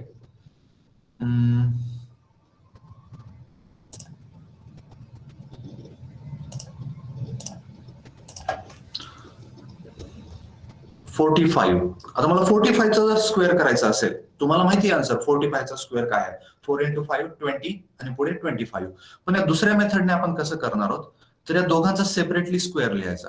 4 चा स्क्वेअर 16 आणि 5 चा स्क्वेअर 25. ओके, त्यानंतर पुढली ट्रिक काय म्हणजे पुढली स्टेप काय असणार आहे तर इथे प्लस लिहायचं. Always right plus beneath the unit digit. हा जो लास्ट डिजिट आहे याच्या खाली प्लस लिहा कंपल्सरी. त्यानंतर या दोन नंबरचं मल्टिप्लिकेशन करायचं तुम्हाला. 4 × 5 20 आणि आलेल्या आन्सरला 2 ने मल्टिप्लाय करायचं. 4 × 5 20 × 2 40 आणि आलेलं जे आन्सर आहे 40 ते याच्या खाली लिहायचं आणि यांची ऍडिशन करायची. 5 2 6 + 4 10 1 कॅरी फॉरवर्ड 1 + 1 2. ओके, तर हे मी तुम्हाला 5चं एक्झाम्पल घेऊन सांगितलं कारण आन्सर करेक्ट येतं की नाही चेक करता येतं आपल्याला. असं जर मला समजा 56 चा स्क्वेअर करायचा असेल, 56 चा स्क्वेअर करायचा असेल तर मी काय करणार, या दोघांचा सेपरेट स्क्वेअर. 6 चा स्क्वेअर 36, 5 चा स्क्वेअर 25 आणि या दोघांचं मल्टिप्लिकेशन 5 × 6 30 × 2. लक्षात ठेवा × 2 करणं गरजेचं आहे. 5 × 6 30 × 2 60. इथे प्लस लिहा आणि 60 खाली लिहा. ओके, आता ऍडिशन करा. 6 3 5 + 6 11 1 कॅरी फॉरवर्ड 2 + 1 3. तर हा आहे 56 चा स्क्वेअर. 3136 3136. ओके, आता हे जे ट्रिक आहे तर हे लक्षात कशी राहील. मी जेव्हा माझ्या विद्यार्थ्यांना शिकवतो तेव्हा नेहमी कुठलाही फॉर्म्युला मी पाठ करायला सांगत नाही, तर तो फॉर्म्युला तयार कसा झाला ते शिकवतो जेणेकरून ते कायमस्वरूपी लक्षात राहील. आता हे ट्रिक आहे का कोणती, तर ट्रिक नाहीये, तर हा फॉर्म्युला आहे. लक्षात ठेवा कोणता फॉर्म्युला आहे, तर तुमच्यापैकी प्रत्येकाला एक फॉर्म्युला माहिती आहे. a + b ब्रॅकेट स्क्वेअर माहिती आहे सर्वांना, डेफिनेटली माहिती आहे, प्रत्येकाला माहिती आहे. a + b bracket square. बाकीचे पुढले फॉर्म्युले माहित नसतील आपल्याला, पण ए बी चा स्क्वेअर माहिती आहे. a + b चा स्क्वेअर डेफिनेटली माहिती आहे आणि तो स्क्वेअर आहे a² + 2ab + b². हा फॉर्म्युला आहे राईट. आता याच्यामध्ये हे जे दोन नंबर आहेत याला मी ए बी कन्सिडर केलं. ओके, हा ए समजा आणि हा बी समजा. तर ए चा स्क्वेअर त्यानंतर हा बी चा स्क्वेअर आणि या दोघांचं मल्टिप्लिकेशन म्हणजे काय a × b आणि × 2 म्हणजे 2ab. हे काय आहे 2ab आहे. a² b² आणि दोघांच्या मध्ये काय लिहायचं 2ab लिहायचं. ठीक आहे, आणि हे तुम्ही ऍडिशन करायचे तर तुम्हाला आन्सर याचं मिळून जाईल. ओके, तर हा फॉर्म्युला तुम्हाला लक्षात असेल तर हे पण लक्षात राहील. आता याच्यामध्ये एक छोटंसं करेक्शन आहे. करेक्शन काय, तर सपोज 32 चा स्क्वेअर करायचा आहे मला. आता मी 32 चा स्क्वेअर करताना इथे 4 लिहिलं, 3 चा स्क्वेअर 9 लिहिला आणि या दोघांची ऍडिशन केली तर माझा आन्सर चुकणार, डेफिनेटली चुकणार. त्याचं रिझन काय, इथे कधी पण स्क्वेअर करताना युनिट डिजिट नाही लिहायचं, सिंगल नंबर नाही लिहायचा, तर 2 नंबर लिहायचे. 2 चा स्क्वेअर 4 न लिहिता 04 लिहायचा, 3 चा स्क्वेअर 9 न लिहिता 09 लिहायचा. ओके, त्यानंतर आता या दोघांचं मल्टिप्लिकेशन 3 × 2 6 6 × 2 12 म्हणजे प्लस करा आणि 12 लिहा आणि ऍडिशन करा. 4 2 9 + 1 10 1024. तर हे फक्त 1 2 आणि 3 च्या बाबतीमध्ये हे तुम्हाला छोटंसं एक करेक्शन करावं लागेल. ओके, तर जिथे सिंगल नंबर आला तिथे त्याला फक्त डबल करायचं तुम्ही. ओके, तर हे स्क्वेअर रिलेटेड काही ट्रिक्स आहेत, आणखीन बऱ्याच ट्रिक्स आहेत, but due to lack of time we cannot explain it here. So नंतर कधी जर योग आला किंवा नंतर मी जर व्हिडिओ अपलोड केले तर त्याच्यामध्ये तुम्हाला त्याचा फायदा होईल. ओके, त्यानंतर क्यूबच्या पण अशाच काही ट्रिक्स आहेत. त्यानंतर पुढला important chapter ratio and proportion. Ratio म्हणजे काय, 2 नंबर मध्ये रेशो दिला असतो 1:2 2:3 वगैरे या टाईपचा. हा महत्वाचा चॅप्टर काय आहे, तर याच्यावर डिपेंड आहेत 3 chapters. Problems on edges, partnership आणि DI डेटा इंटरप्रिटेशन. ओके, तर रेशो वर डिपेंड असलेले हे 3 चॅप्टर्स आहेत. त्या अगोदर तुम्हाला रेशो प्रपोर्शन समजलं पाहिजे, त्याचं मी थोडक्यामध्ये पुढे एक्सप्लेन करतो की रेशो नेमकं काय असतं आणि एजेसचं पण त्यामध्ये एक्झाम्पल घेईन. आणि DI जो आहे तो आपण नंतर शेवटी बघणार आहोत. लक्षात ठेवा DI हे खूप इम्पॉर्टंट आहे आणि त्याच्याबद्दल खूप लोकांमध्ये भीती असते की हा नवीन चॅप्टर आहे. तर तो नवीन वगैरे चॅप्टर काहीच नाहीये, तुम्हाला माहिती आहे, फक्त त्याला कसं युज करायचं ते माहित नाही. ओके, पुढे मी एक एक्झाम्पल घेतलं रेशोचं 1:2चं. म्हणजे सपोज हा पर्सन A आणि पर्सन B आहे आणि दोघांच्या ज्या सॅलरी आहेत तर या सॅलरीचा रेशो आहे 1:2. रेशो आहे हा, ऍक्च्युअल सॅलरी नाहीये. म्हणजे बी ची सॅलरी 1 च्या डबल आहे. इथे सरळ सांगू शकतो, याची 1 रुपीज असेल तर याची 2 रुपीज, याची 1000 असेल तर याची किती असेल 2000, बी ची 2000 असेल. ओके, तर ए ची जेवढी काही आहे त्याच्या डबल असेल बी ची.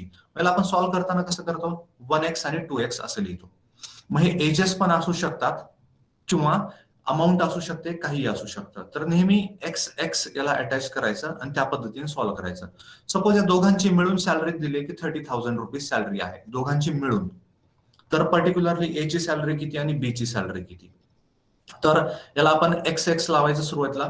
हा रेशो जो आहे तो रेशोला नंबर मध्ये कन्वर्ट करायचा असेल तर एक्स एक्स अटॅच करायचं आणि मग या दोघांची मिळून means 1x + 2x is equal to 30,000.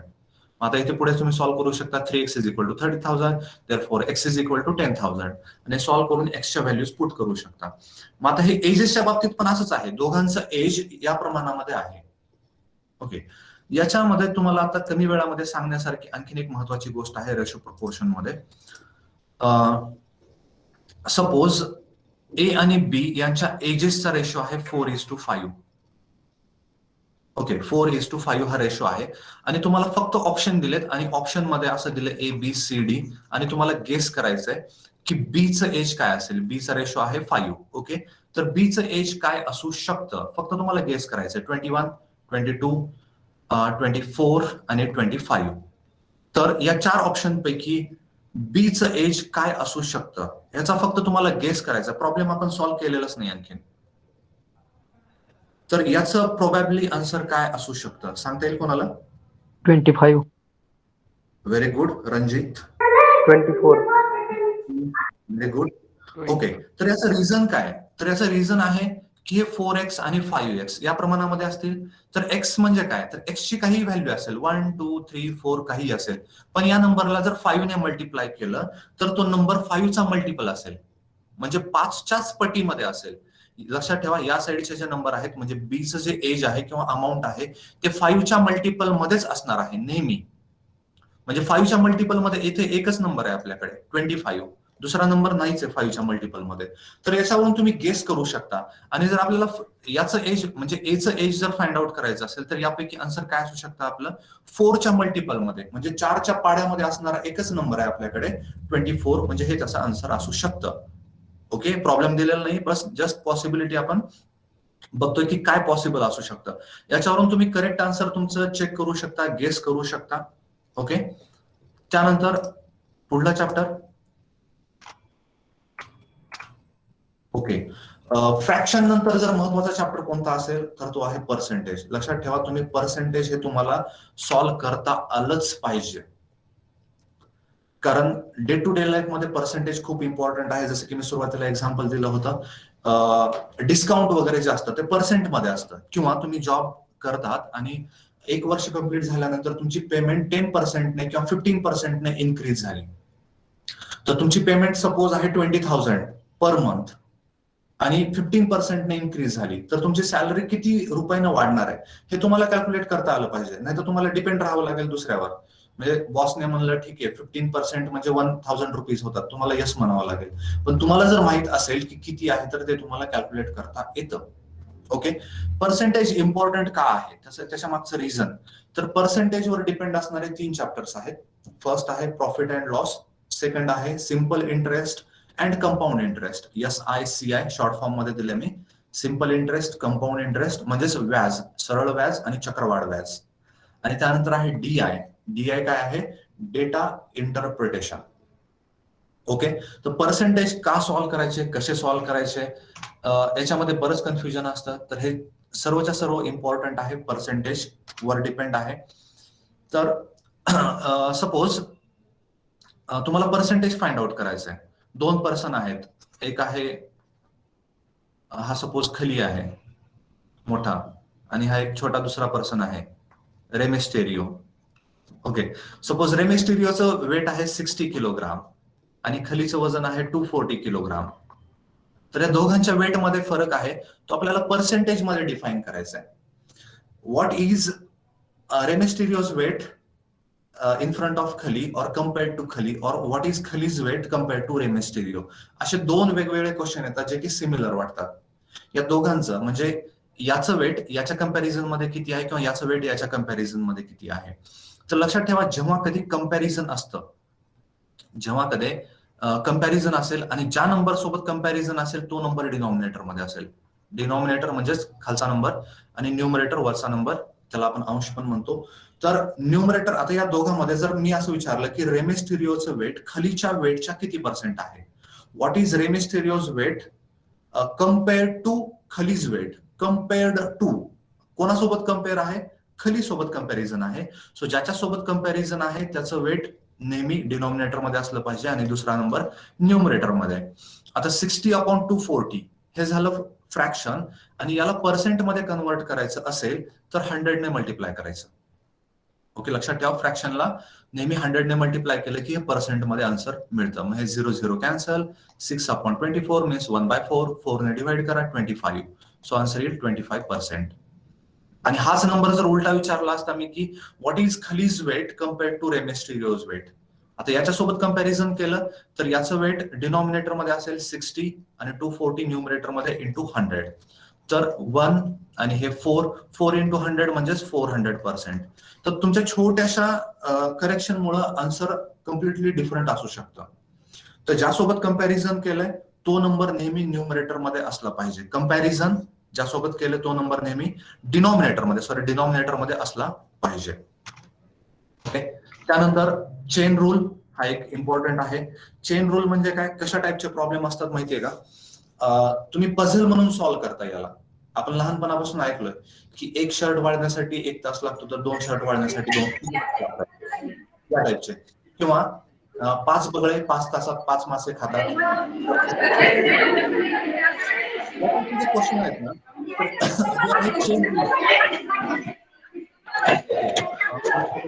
Mute आहे I think Priya, so please mute it. तर चेन रूलचे हे जे प्रॉब्लेम्स आहेत, तर याच्यावर एक सिंपल फॉर्म्युला आहे एमडीएच. एमडीएच लक्षात ठेवायला सोपं आहे. एमडीएच मसाले माहितीये ना, एमडीएच मसाले. तर याच्यामध्ये एमडीएच हा फॉर्म्युला आहे आणि डब्ल्यू मीन्स काय, वर्क आहे. तर एमडीएच म्हणजेच काय, M stands for machine or men or labour, number of persons. M means men, D stands for days, M men or machine, D stands for days, and H stands for hour, तास. Okay, or time we can say, कधी time minute मध्ये पण दिलेला असतो, कधी आवर मध्ये दिलेला असतो. तर हे तुम्हाला इथे लेफ्ट साइडला फर्स्ट ग्रुप दिलेला असतो ते 1 1 1 असेल, त्यानंतर सेकंड ग्रुप दिलेला असतो त्याला 2 2 2 असं म्हणायचं, म्हणजे number of persons, number of days and number of hours. आणि ह्याच्यामध्ये W1 आणि W2 work done by first group and work done by second group. तर हे एक सिंपल फॉर्म्युलाने तुम्हाला हा चेन रूलचा जो चॅप्टर आहे तो सॉल्व्ह करता येईल. त्यानंतर नेक्स्ट जो आहे तो आहे time and work and pipes and system. आता टाइम अँड वर्क आणि पाईप अँड सिस्टम हे दोन्ही एकच चॅप्टर आहेत, लक्षात ठेवा, एकच चॅप्टर आहे. त्यामध्ये डिफरन्स काहीच नाहीये एक्सेप्ट वन डिफरन्स, एक छोटासा डिफरन्स आहे. बाकी हे दोन्ही सेमच आहेत. ज्याला टाइम अँड वर्क येतं ना त्याला पाईप्स अँड सिस्टम्स यायलाच पाहिजे. कसं, तर याच्यामध्ये नंबर ऑफ पर्सन्स दिलेले असतात. म्हणजे तुम्ही जेव्हा जॉब कराल तेव्हा तुम्हाला असं दिलेलं एक टास्क, एक वर्क दिलेलं असतं आणि त्याच्यामध्ये असं सांगितलेलं असतं की एवढ्या आवर्सचं वर्क आहे किंवा एवढ्या मॅन डेजचं वर्क आहे. म्हणजे सपोज 10 पर्सन एक प्रोजेक्ट कम्प्लीट करण्यासाठी 10 डेज लागतात, वर्किंग 5 hours अ डे, त्या टाईपमध्ये. पाईप्स अँड सिस्टम मध्ये काय असतं, तर एक टँक दिलेला असतो आणि याला 2 इनलेट पाईप असतात, पाईप ए, पाईप बी.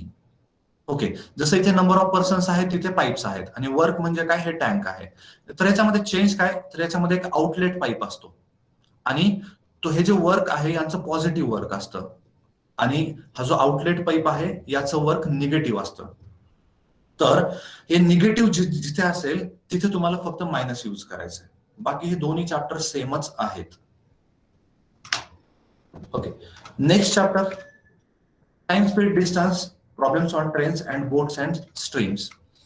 तर टाइम स्पीड डिस्टन्स हा एकच चॅप्टर आहे, त्याच्याशी रिलेटेड हे 2 चॅप्टर्स आहेत. Problems on trains again important chapter आहे.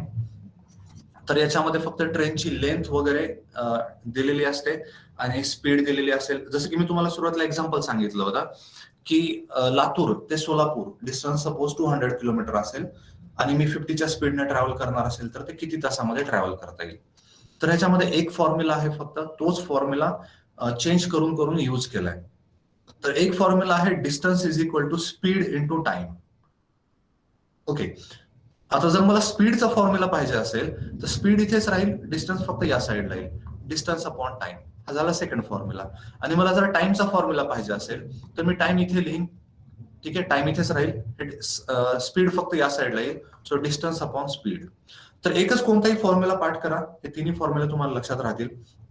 आता मी जसं की क्वेश्चन सांगितला होता की डिस्टन्स दिले 200 किलोमीटर आणि मी स्पीड आहे माझी 50 किलोमीटर पर आवर. तर मला टाइम फाइंड आउट करायचा आहे, किती वेळामध्ये मी लातूर ते सोलापूर ट्रॅव्हल करेन.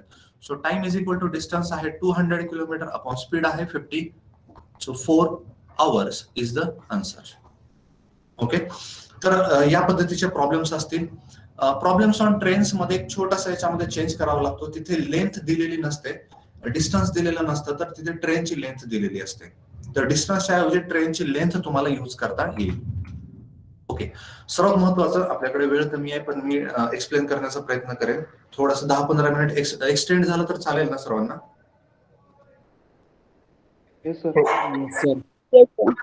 Yes sir. Yes, sir. Oh, sir. DI लक्षात घ्या. आता DI जो चॅप्टर आहे तो कोणतेही विद्यार्थी असू द्या, तुम्ही असू द्या किंवा माझ्या कॉलेजचे विद्यार्थी असू द्या, सर्वांनाच वाटतं सर हा DI एकदम नवीन चॅप्टर आहे आणि तिथपर्यंत पोहोचतच नाहीत. आपण सॉल्व्ह करताना ना पहिले एक 5-6-10 चॅप्टर सॉल्व्ह करतो आपण, पण DI पर्यंत पोहोचतच नाही. तर DI पर्यंत जरी पोहोचलं तरी ते डायग्राम वगैरे बघून आपण घाबरून जातो की हे काहीतरी वेगळं दिसतंय म्हणून. तर सर्वात सोपा चॅप्टर म्हणता येईल DI. तर आपण बघूया काय आहे DI नेमकं. तर DI म्हणजे डेटा इंटरप्रिटेशन मध्ये डेटा दिलेला असतो आणि तो डेटा कसा दिलेला असतो, तर डेटा तो ग्राफच्या स्वरूपामध्ये दिलेला असतो. 4 टाईपचे ग्राफ असतात, बार, पाय चार्ट, टेबल ग्राफ आणि लाईन ग्राफ. तर इथे एक एक्झाम्पल दिलंय मी, पाय चार्ट टेबल बार ग्राफचं एक्झाम्पल आहे. हे जे बार दिलेले आहेत तर त्याचं एक्झाम्पल आहे. तर या टाईपचा डेटा दिलेला असतो आणि तो तुम्हाला अनालिसिस करायचा असतो. आणि क्वेश्चन लक्षात ठेवा, DI वर प्रत्येक एक्झाम मध्ये एक तरी क्वेश्चन असतोच असतो. आणि जे कॅम्पस प्लेसमेंट साठी तयारी करतायत तर एक DI ची पझल दिलेली असते आणि खाली 4 क्वेश्चन दिलेले असतात, 4 ते 5 question. Just a minute.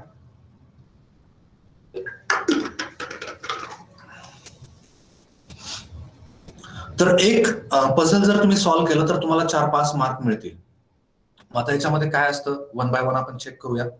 So data interpretation is not a different chapter. It is the combination of average, percentage and ratio proportion.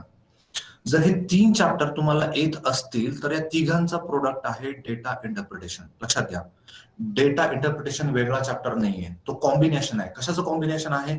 Average तुम्हाला फाइंड आउट करता येतं. तुम्ही 5 मित्र जर मिळून जेवायला गेलात आणि तिथे जर बिल सपोज 500 रुपीज झाला असेल तर पर हेड किती बिल येतं ह्याच्यासाठी जे आपण कॉन्ट्रीब्युशन करतो, जे कॅल्क्युलेशन करतो त्याला म्हणतो आपण average. Okay, 500 divided by 500 rupees per head. तर हे ऍव्हरेजचे जे सिंपल आहेत प्रॉब्लेम्स, त्याच्यामुळे मी इथे सांगितलं नाही. ऍव्हरेज, त्यानंतर पर्सेंटेज आणि त्यानंतर रेशो प्रोपोर्शन. तर हे तिघांना मिळून आपण DI असं म्हणतो. तर DI मध्ये फर्स्ट आहे बार ग्राफ. आता बार ग्राफ काय, तर एक एक्झाम्पल इथे मी तुम्हाला ऍक्च्युअल दाखवतो.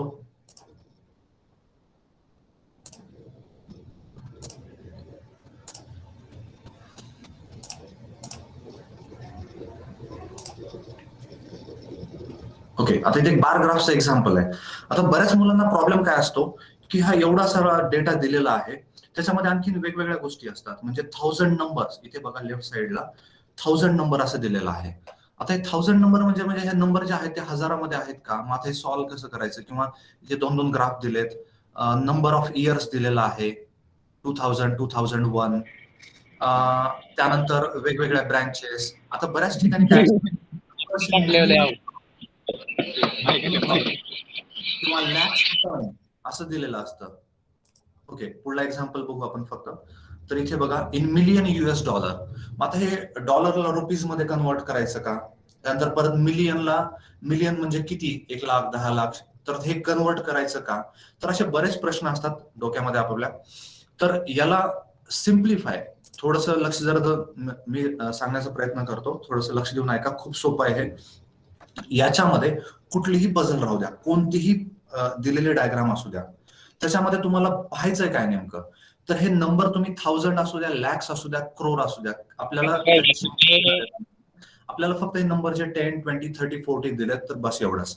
त्यानंतर हा डेटा काय दिलाय B1, B2, तर इथे रीड करायचं. हा क्वेश्चन रीड करण्याची गरज नाही, just sales of books in 1000 number. तर हे 1000 नंबर आपण पाहणार नाही होत ब्रॅकेट मधला, गरज नाहीये पाहण्याची. फ्रॉम 6 ब्रँचेस, B1, B2 ह्याच्या 6 ब्रँचेस दिल्यात. ऑफ अ पब्लिशिंग कंपनी, एका कंपनीचा डेटा आहे 6 ब्रँचेसचा. कशाचा? 2000 आणि 2001 या 2 वर्षासाठीचा. तर इथे 2000चा जो डेटा आहे तो ग्रीन ब्ल्यू कलरने डिनोट केलाय आणि 2001चा रेड कलरने. अच्छा, आता B1 म्हणजेच ब्रँच 1 मध्ये 2000 मध्ये हा जो सेल्सचा डेटा आहे 80 दिलाय. आता 80 काय? 80,000. आता 80,000 विचारच नाही करायचा तुम्हाला, किंवा लॅक्स दिलेला असेल किंवा क्रोर दिलेला असेल किंवा मिलियन दिलेला असेल, ते तुम्हाला विचारच नाही करायचं. तो ब्रॅकेटमध्ये जो नंबर दिला ना त्याशी आपल्याला काहीच घेणं देणं नाही. ते बस तुम्हाला तुमचं कॅल्क्युलेशन वाढवण्यासाठी किंवा तुमचा वेळ वाया घालवण्यासाठी दिलेला असतं. ओके, तर B1 मध्ये मला सांगा 2000 आणि 2001 या 2 वर्षामध्ये किती सेल झाला असं जर क्वेश्चन विचारला तर आपण काय करणार? 80 प्लस 105 या दोघांचे ऍडिशन म्हणजेच 185 हे आपला आन्सर असेल. ठीक आहे, तर तुम्हाला फक्त एवढंच ऑब्झर्व करायचं आहे, हे ब्रॅकेट मधला डेटा कधीच विचार करायचा नाही. हे सुरुवातीला दिले ना द बार ग्राफ वगैरे, हे पण काही बघण्याची गरज नाही. क्वेश्चन बघून कन्फ्युज होऊ नका. मी तुम्हाला क्वेश्चन यासाठी दाखवतोय की याच्यामध्ये काय आहे. आता इथे फर्स्ट क्वेश्चन रीड करू. What is the ratio of the total sales? Ratio आला. ओके, मी सांगितलं होतं तुम्हाला की रेशो आहे याच्यामध्ये. ठीक आहे, दुसरं इथे ऑप्शन बघा, आन्सर काय आहे? पर्सेंटेज मध्ये आहे. ओके, म्हणजे पर्सेंटेज पण आलं याच्यामध्ये. त्यानंतर average, what is the average sale? Okay, average आलं. तर हे 3 चॅप्टर मिळूनच या चॅप्टरला बनवतात. त्याच्यामुळे जर तुम्हाला हे 3 चॅप्टर येत असतील तर तुम्हाला DI यायलाच पाहिजे, येईल. खूप सोपं आहे. एक क्वेश्चन आपण फक्त सॉल्व्ह करून बघूया. खरंच हे सोपं आहे का? की सर म्हणतात उगाच सोपं आहे, ते शिकवतात खूप वर्ष झालं म्हणून त्यांना सोपं वाटत असेल, आम्हाला सोपं नाही. तर तसं काहीच नाहीये. तुम्हाला माहिती करून दिल्यानंतर तुम्हालाही सोपंच वाटेल. ते लक्षात ठेवा, जोपर्यंत आपल्याला माहिती नसते. So lack of knowledge is fear. तुम्हाला जर माहिती नसेल तर भीती असते, माहिती असेल तर काय भीती असणार आहे तुम्हाला? ओके, तर फर्स्ट क्वेश्चन फक्त आपण सॉल्व्ह करूया. आता मी जेव्हा पर्सनली माझ्याबद्दल सरांनी सुरुवातीला सांगितलं होतं तसं मी खूप साऱ्या एक्झाम दिल्यात आणि खूप साऱ्या एक्झाम म्हणजे ऑलरेडी ऑलमोस्ट सगळ्याच एक्झाम पास झालोय. म्हणजे जेवढ्या काही कॉम्पिटेटिव्ह एक्झामिनेशन असतात तेवढ्या सर्वच्या सर्व मी क्वालिफाय केलं. तर त्याचं रिझन फक्त एकच होतं की माझं हे मॅथ्स आणि रिझनिंग चांगलं आहे. ठीक आहे, आता मी स्वतः जेव्हा क्वेश्चन, मी सपोज मला क्वेश्चन दिला आणि हा मी सॉल्व्ह कसा करेन, तर मी डायग्राम बघणारच नाही सुरुवातीला. मी डायरेक्ट क्वेश्चन पाहिन. क्वेश्चन मध्ये काय दिलंय? What is the ratio? Okay, question मध्ये मला रेशो पाहिजे. कशाचा रेशो पाहिजे तो पुढे मी पाहिन.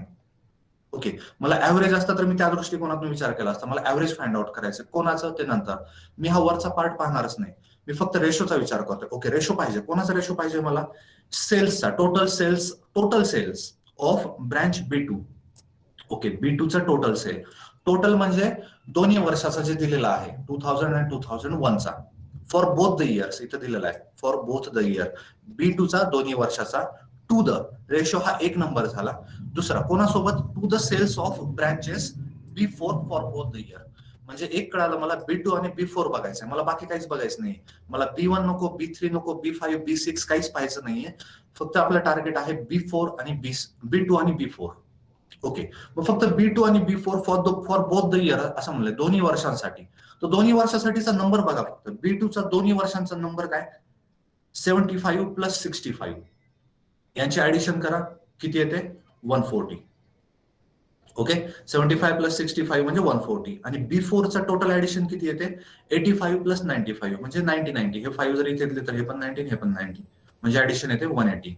ओके, 140 आणि 180चा मला रेशो पाहिजे. Simply 140 is to 180. तर आता 140 180 मध्ये काय? दोन्ही 0 कॅन्सल होतील. त्याच्या पुढे त्यांना डिवाइड करून रेशो मिळवता येईल. आता इथे बघा तेच केलंय, 140 अपॉन 180. 0 कॅन्सल केले, 2 ने डिवाइड केलं 14 ला 7, 2 ने डिवाइड केलं 18 ला 9. सो 7:9 हा रेशो आहे B2 आणि B4चा. आता मला सांगा, इथे जे 1000 मध्ये नंबर दिलेला आहे ते मी वापरला असतं तर मला काही फायदा झाला असता का? म्हणजे 75 नसून हे 75,000 आणि 65,000 मी असा विचार केला असता तर त्याचा मला आन्सर मिळवण्यामध्ये काही उपयोग झाला असता का? काहीच नाही. फक्त तुमचा टाइम वेस्ट गेला असता. ओके, तर लक्षात ठेवा याचा जास्त काही उपयोग नसतो. तर फक्त हे नंबर्स बघत चला, टू द पॉइंट. क्वेश्चन पहा, क्वेश्चन मध्ये काय पाहिजे, रेशो पाहिजे, ओके. ऍव्हरेज पाहिजे, ओके. ऍव्हरेज कोणाचं पाहिजे. आणखीन एक बघू आपण, what is the average sales. Average पाहिजे कोणाचं, branches B1, B2, B3 in 2001. फक्त हे तिघांचं ऍव्हरेज 2001 मध्ये. Okay, what is the percent असं विचारलंय, पर्सेंट विचारलंय. तर या तिघांचं जे पर्सेंटेज ऍव्हरेज सेल आहे, म्हणजे तिघांची तुम्हाला ऍडिशन करावी लागेल आणि त्याचा ऍव्हरेज फाइंड आउट करावा लागेल. तो एक नंबर असेल. त्यानंतर average sale of B1, B3, B6 कशाचं, 2000 मधलं, फक्त 2000 याच वर्षाचं, आणि त्या दोघांचं पर्सेंटेज मध्ये कन्व्हर्जन करायचं. आणखीन एक question, what is the average sale of all the branches for year 2000. All the branches म्हणजे 6च्या 6 ब्रँचेसचं, पण एकाच वर्षाचं 2000. म्हणजे फक्त हा मला ब्ल्यू बार बघायचा आहे. 80, 75, 95, 85, 75 आणि 70 यांची ऍडिशन करा आणि त्यांना डिव्हाइड करा. 6 ब्रँचेस आहेत म्हणून 6 ने डिव्हाइड करायचं. ओके, तर इथे बघू आपण 6 ब्रँचेसची ऍडिशन केली आणि त्याला 6 ने डिव्हाइड केलं. 1/6 ने मल्टिप्लाय करणं म्हणजे 6 ने डिव्हाइड करणं. तर ऍव्हरेज आलं 80. ओके, तर हे एवढं सिंपल आहे. आणि आणखीन एक गोष्ट की हे जे 5 क्वेश्चन दिलेले असतील तर त्याच्यापैकी 4 तुम्हाला येतील, पण एक क्वेश्चन थोडासा डिफिकल्ट म्हणण्यापेक्षा लेंदी आहे असं म्हणू आपण. कारण ते काय करतात, जास्त त्याच्यामध्ये तुम्हाला कॅल्क्युलेशन देतात तुमचा फक्त वेळ जाण्यासाठी. तर 5च्या 5 क्वेश्चन सॉल्व्ह नाही करायचे, त्यापैकी 4 जरी आले तरी सफिशियंट आहे. ओके, तर वेळ कसा वाचतो या 5 क्वेश्चन मध्ये, कोणता लवकर सॉल्व्ह करायचंय ते फक्त आयडेंटिफाय करा. 2 नंबर मधला रेशो फाइंड आउट करायचा, बस सॉल्व्ह करा. तर हे एक्झाम्पल होतं बार ग्राफचं. दुसरं एक्झाम्पल बघू आपण. दुसरं एक्झाम्पल आहे pie chart. Okay, pie chart म्हणजे काय तुम्हाला माहितीये. पाय म्हणजे काय, राऊंड फिगर सर्कल असतो, त्याचा डेटा दिलेला असतो. आता याच्यामध्ये डेटा काय काय दिलेला असू शकतो, काही डेटा देतात पण एक सर्कल मध्ये देतात. आता याच्यामध्ये लक्षात ठेवण्यासारखी एक गोष्ट अशी आहे की टोटल जो सर्कल आहे ना त्याचा अँगल किती असतो, अँगल आहे 360 डिग्री. ओके, 360 डिग्री मध्ये 20%. आता हे प्रिंटिंग कॉस्ट दिले, मी क्वेश्चन कधीच वाचत नाही, म्हणजे हे वरची जी इन्फॉर्मेशन आहे ती मी कधीच वाचत नाही, डायरेक्टली मी क्वेश्चन वाचतो आणि हे डायग्राम बघतो. ओके, तर प्रिंटिंग कॉस्ट 20% आहे. आता मला याचं जर अँगल फाइंड आउट करायचं असेल, अँगलचं एखादा एक्झाम्पल आहे का, ओके आहे इथे. So what is the central angle of the sector corresponding to the expenditure incurred on royalty? तर रॉयल्टीचा जो एक्सपेंडिचर आहे तर त्याचं अँगल, 2च कीवर्ड्स आहेत इथे. अँगल बघायचंय, कोणाचा अँगल बघायचाय, तर रॉयल्टीचा. एक्सपेंडिचर दिलं इथे वेगवेगळे, तर रॉयल्टी कुठे, रॉयल्टी इथे 15%. ओके, तर 15%चा अँगल मध्ये मला कन्व्हर्जन करायचं आहे. तर आता हे टोटल मिळून किती आहे, 100%. ओके, आणि टोटल अँगल किती असतो, 360 डिग्री. So 360 degree means 100%. तर 15% म्हणजे किती. तुम्हाला जर एवढं कॅल्क्युलेशन सॉल्व्ह करता आलं तर तुम्हाला याचा आन्सर आलं. तर आपण इथे एक सॉल्व्ह करून बघूया. हाच क्वेश्चन सॉल्व्ह करून दाखवतो मी इथे की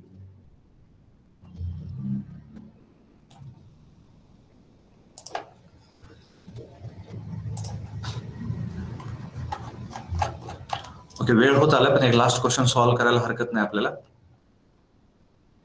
बोर झालात का तुम्ही? नाही सर. हो सर. ओके, ऍक्च्युली सिलेबस खूप जास्त आहे आणि एकामध्ये ओव्हरव्ह्यू देण्याचा मी प्रयत्न करतोय. So 360 degree is equal to 100%. 360 degree is equal to 100%. तर आपल्याला रॉयल्टी जे आहे त्याचं 15% म्हणजे अँगल किती फाइंड आउट करायचं होतं. लक्षात ठेवा, पर्सेंटच्या खाली पर्सेंटच आलं पाहिजे, अँगलच्या खाली अँगलच आला पाहिजे. तुम्ही जर चुकून पर्सेंट इकडे घेतलं तर आन्सर चुकणार आहे. आणि इथे question mark. 360 degree means 100%. So 15% means how many. तर हे क्रॉस मल्टिप्लिकेशन करायचं. 360 इंटू 100 इंटू 15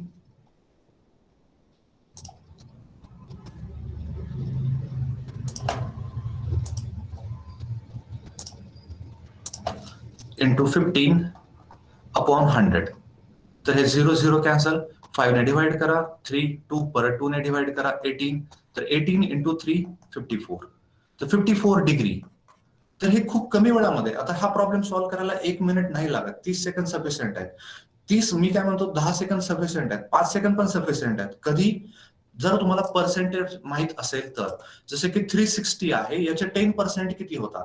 तर एक झिरो जर कॅन्सल केलं ना तर 10% येतात. कोणत्याही नंबरचे 360 डिग्री आहे, एक झिरो कॅन्सल करा, 10% होतात. कारण या साईडला 100% असतात. एक झिरो कमी केला की 10% होतो. सो 10% म्हणजे 36. आणखीन किती पाहिजेत आपल्याला? वरचे 5% पाहिजेत. 5% म्हणजे 10%च्या हाफ, 36च्या हाफ 18. ऍडिशन करा, 36 प्लस 18 54. ओके, तर हे ज्या छोट्या छोट्या गोष्टी आहेत, तर ह्या जर तुम्हाला माहित असतील तर तुम्हाला 1 मिनिटाच्या आतमध्ये हे सॉल्व्ह करता येईल. ओके, तर अँगल होता 54 डिग्री त्या रॉयल्टीचा. त्यानंतर पुढला पार्ट आहे लाईन ग्राफ. याच्यामध्ये पण एक लाईन ग्राफ आहे. डेटा तोच असतो, फक्त ग्राफ म्हणजे रिप्रेझेंटेशन वेगवेगळ्या पद्धतीने केलेलं असतं. आणि लास्ट आहे टेबल ग्राफ. याच्यामध्ये टॅब्युलर फॉर्म मध्ये एक टेबल ग्राफ मध्ये माहिती दिलेली असते, इयर दिलेला असेल आणि इथे एक्सपेंडिचर. मग एक्सपेंडिचर कशा कशावर? सॅलरीवर, फ्युएलवर, बोनसवर, वेगवेगळ्या पद्धतीचं. आणि हे तुम्हाला काय करतात? कंपॅरिझन विचारतात. सॅलरीचा रेशो टॅक्सेस सोबत किती आहे? मग फक्त हे दोनच बघायचं. किंवा सॅलरीचा रेशो 1998चा आणि 2000चा किती आहे? 1998 आणि 2000 मध्ये बस सॅलरीचा रेशो या दोघांचाच नंबर. किंवा कधी कधी कॉम्बिनेशन मध्ये देतात, सॅलरी प्लस बोनसचा रेशो 1998चा आणि 2000 सोबत सॅलरी प्लस बोनस ऍडिशन करायचे, दोघांचा रेशो फाइंड आउट करायचा. ओके, लास्ट स्लाइड मध्ये रेफरन्स बुक काय असतील, तुम्ही अभ्यास कुठून करणार? तर इथे बुक्स दिलेले आहेत. Quantitative aptitude by doctor RS Agarwal, S Chand पब्लिकेशनचं आहे. दुसरं बुक आहे verbal and non verbal reasoning साठी, तेही सेम ऑथरचं आहे, सेम पब्लिकेशनचं आहे. त्यानंतर अरिहंत पब्लिकेशनचं एक बुक आहे आणि टाटा मॅग्रो-हिल. तर याचे हे सगळं करायची गरज नाहीये. तर QA साठी एवढं एक बुक सफिशियंट आहे आणि लॉजिकल रिझनिंग साठी एवढे 2 बुक सफिशियंट आहेत. ओके, फक्त हे पहिले 2. मग हे 2 कशासाठी दिलेत? तर ज्यांना आणखीन पुढलं प्रिपरेशन करायचं, सपोज एखाद्याला कॅटचं प्रिपरेशन करायचंय किंवा MBA ला जायचंय, तर हे बाकीचं पुढलं त्यांच्यासाठी आहे. ठीक आहे, तर हे बाकीचे तुमच्यासाठी गरज, जे कॅम्पससाठी प्रिपरेशन करतात ना, तर त्यांना हे बाकीचे 2 बुक रेफर करण्याची गरज नाहीये. एक बुक सफिशियंट आहे.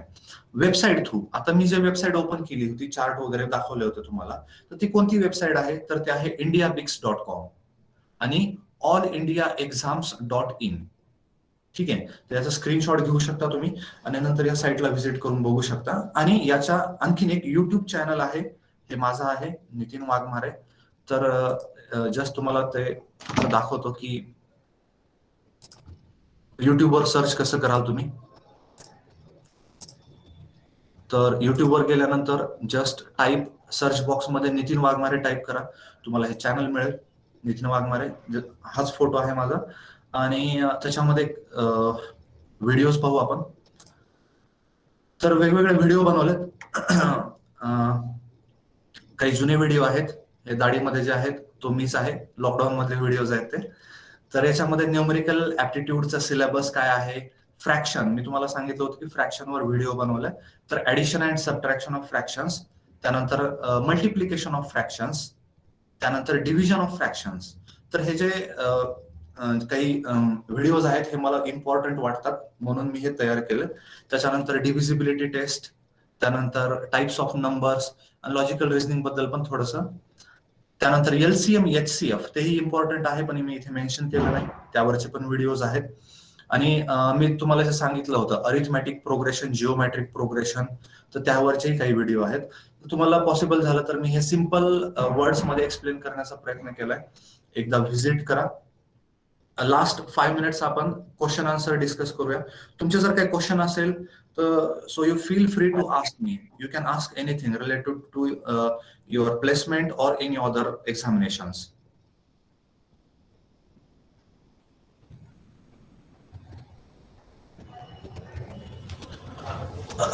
तुमचे काही क्वेश्चन्स आहेत?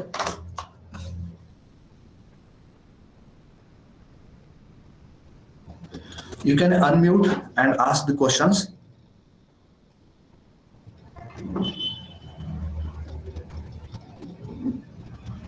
कोणाचा क्वेश्चन आहे का? Sir game Anybody have question can feel free to ask to the Wagmare sir.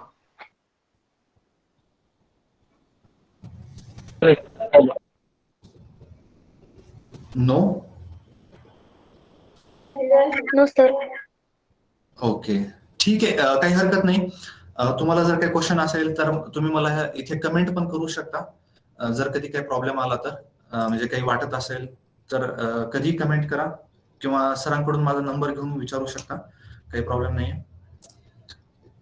So logical reasoning जे आहे तर त्यालाही बराच वेळ लागेल, त्याच्यामुळे मी इथे त्याची पीपीटी ऍड केलेली नाहीये. नंतर कधी जर असं इन्सिडेंट आला की आपलं परत भेटणं झालं किंवा वेबिनार वगैरे अरेंज केला तर आपण त्याच्याविषयी म्हणजे लॉजिकल रिझनिंग आणि verbal reasoning, non verbal reasoning याचा सिलेबस काय, त्याचे की चॅप्टर्स कोणते आहेत ते जाणून घेण्याचा प्रयत्न करूया. ठीक आहे. So I would like to thank you, Principal Sir, IQAC Coordinator Sir, TPO Sir, and all the staff members who are taking efforts. कारण हे स्टाफ मेंबरचे एफर्ट्सच आहेत जे की तुम्हाला रिसोर्स अवेलेबल करून देत आहेत इथे, कारण तुम्ही घरी बसल्या बसल्या गायडन्स घेऊ शकता वेगवेगळ्या विषयावर. तर हे पॉसिबल आहे फक्त तुमच्या टीचर्समुळे. So thank you all. Thank you, sir. So I am thankful to the Professor Nitin Wagmare sir for sharing the various ideas related to the aptitude skills. So he has given a valuable time today to us. So very nice and wonderful sessions taken by Professor Wagmare sir on various aptitude and analytical skills. So we know that the aptitude is the first step of every selection process. So sir has discussed that the different parts of the aptitude skills in a very simple examples and in a easy way and within a very short time. So he explained the various concepts related to the aptitude and also discussed the different skills that are required to enter within a first step, that is the aptitude preparation. So sir will guide us very helpful for our students, and we hope to maintain healthy relationship with you, and also we have to invite in the future sessions. So once again, thank you sir for giving your valuable time to us. Thank you sir. Thank you, sir. Thank you all. Thank you.